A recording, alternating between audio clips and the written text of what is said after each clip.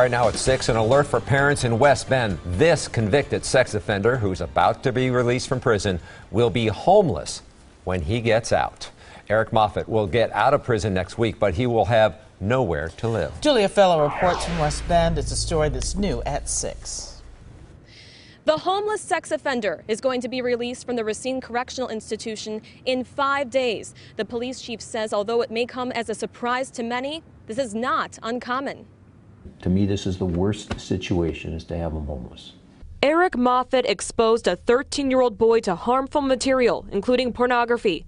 Court records show Moffett confessed to detectives he is attracted to 7 to 11-year-old boys and that he has not been able to overcome this attraction.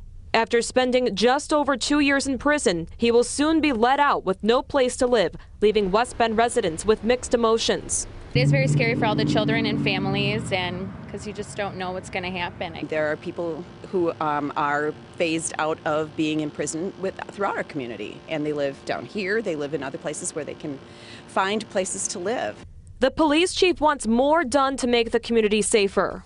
I wish that there would be some law changes so that we could do more. We'll do everything we can to make sure he follows his rules of not going into parks, not being on the bike trail, but there's a whole lot of other places where he's going to be out walking the streets. The chief's biggest worry is what's out of everyone's control. My biggest concern is that he's not successful, and by that I mean that he's going to reoffend. Moffett will be released from extended supervision in the year 2019. Reporting in West Bend, Julia Fellow, today's TMJ4. And Moffett will be required to report to his parole officer at least once a week. He is also expected to receive treatment and maintain a full-time job while under supervision.